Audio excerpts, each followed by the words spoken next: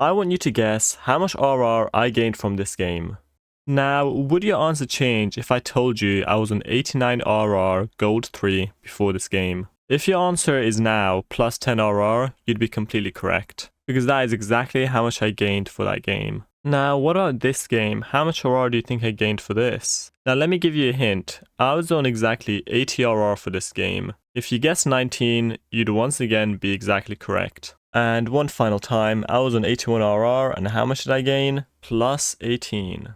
Now, I can already hear you saying, but Demo, getting RR isn't just about how many kills you get or your combat score. There are loads of factors. And you know what? You'd be completely right, because there is a lot more to it. In fact, Riot tells us exactly how RR is calculated, so let's check it out. So obviously when you win, you gain RR, and when you lose RR. But how much you gain can really be affected by how many rounds you win. So you'll gain more RR for 13-2 than winning 13-9, and you'll lose way more if you lose 3-13 rather than 11-13. So every round you let slip in the game is a bit of RR gone. And then there's individual performance. This is the most commonly known one, but according to Riot, this can only slightly increase RR gains and reduce RR losses. And in fact, it has lower impact than match outcome and round differential. Essentially meaning it's way more important that you win 13-0 than it is for you to drop 40 kills. Both are unrealistic, but your goal should be winning rounds and not getting kills. And finally, the lesser known factor, rank convergence. Your rank does not equal your MMR. MMR is your hidden matchmaking rating.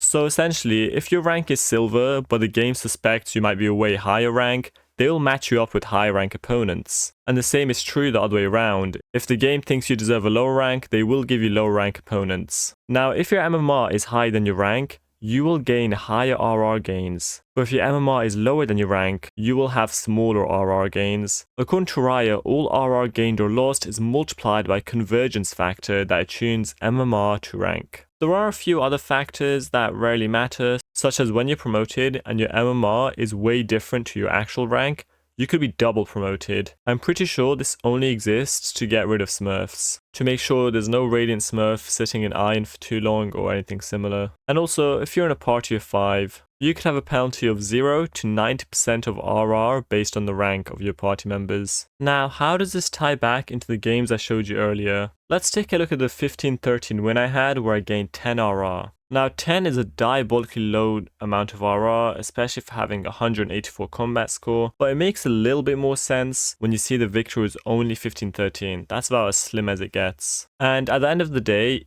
whatever match I look at, Riot isn't going to give you an exact calculation of why you gained or lost this much RR. Riot can say any number and you just have to accept it. Sometimes Valorant can give you unexpectedly high RR or unexpectedly low, but it seems anytime you're near rank up, there's like a magnet around exactly 99 RR, almost forcing you to be on it. That just makes it way more likely you'll land on 99 RR than anything else. You yourself have probably had way too many times where you've landed on 99 RR and just thought to yourself, one more game, I can't end on 99 RR. But does this really mean it's intentional, that Riot will always give you one more or one less RR when you're about to rank up just so you're stuck on 99 RR? Well, there's only one way to test this, and that's to find out if it's even possible to have a perfect rank up where you get the exact amount of RR you need. And long story short, it is completely possible. However, because Riot is nice, they let you have a free 10 RR as soon as you enter a new rank. The next time you land on 99 RR, you'll remember that it's actually just a skill issue. Or is it? But that's just a theory. A Valorant theory. Like the video if you haven't already, subscribe, and see you next time.